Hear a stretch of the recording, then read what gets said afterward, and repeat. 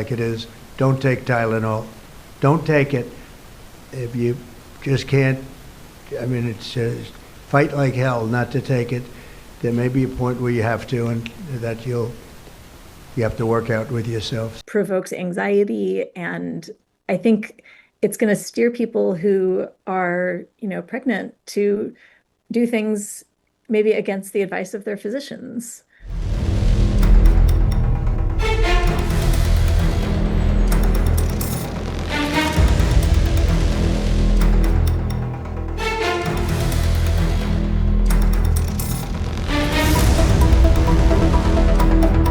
I would say the things that were said at that press conference aren't based in fact.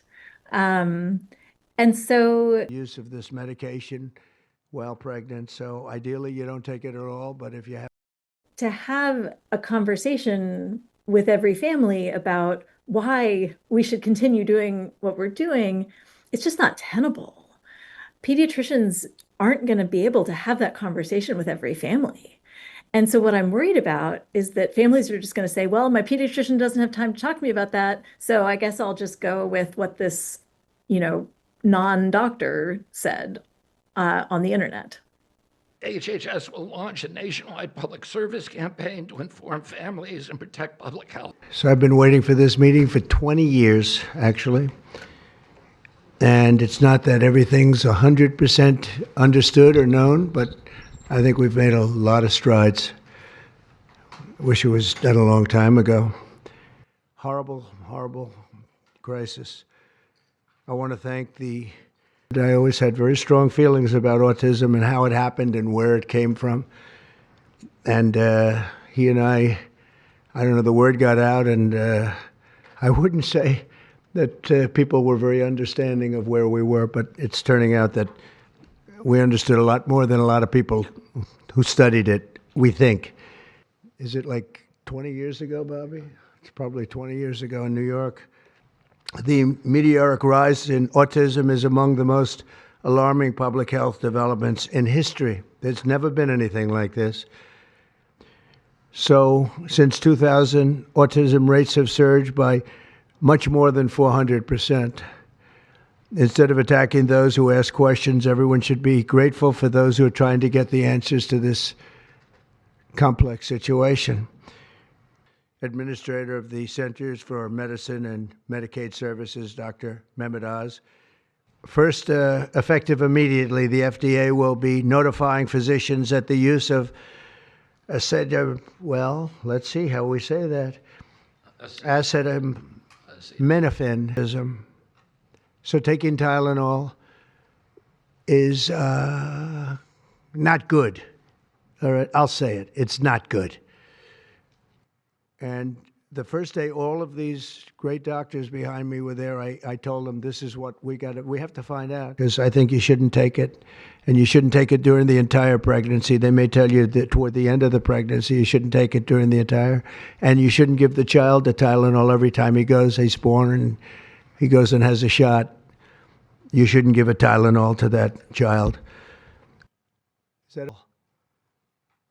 The FDA will be updating the label of an existing drug to reflect potential benefits in reducing some autism symptoms. This gives hope to the many parents with autistic children that it may be possible to improve their lives. That's one of the things that I'm very, very happy about. I mean, this was mostly going to be on how not to have the child affected, but we've learned some pretty good things about certain elements of genius that can be given to a baby, and the baby can get better and formed and take hepatitis B.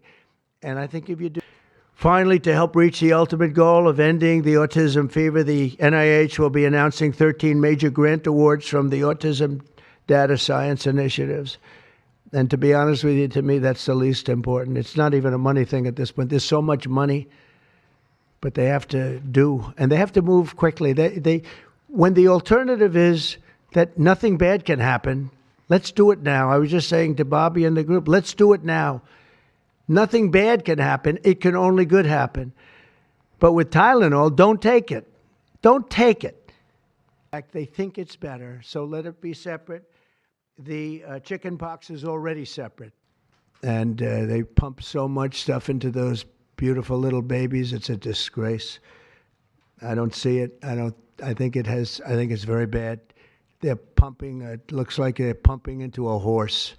You have a little child, little fragile child, and you get a vat of 80 different vaccines, I guess, 80 different blends, and they pump it in. So ideally, a woman won't take Tylenol. And on the vaccines, it would be good instead of one visit where they pump the baby, load it up with stuff, you'll do it over a period of 4 times or 5 times. I was information about limiting the use of this medication while pregnant. So ideally, you don't take it at all. But if you have, I also, and we've already done this, we want no mercury in the vaccine. We want no aluminum in the vaccine. The MMR, I think, should be taken separately. This is based on what I feel, the mumps, measles, and all the 3 should be taken separately. And it seems to be that when you mix them, there could be a problem. So there's no downside in taking them separately. In fact, they think it's better, so let it be separate. Tylenol. And on the vaccines, it would be good instead of one visit where they pump the baby, load it up with stuff. And then hepatitis B is sexually transmitted. There's no reason to give a baby that's almost just born hepatitis B.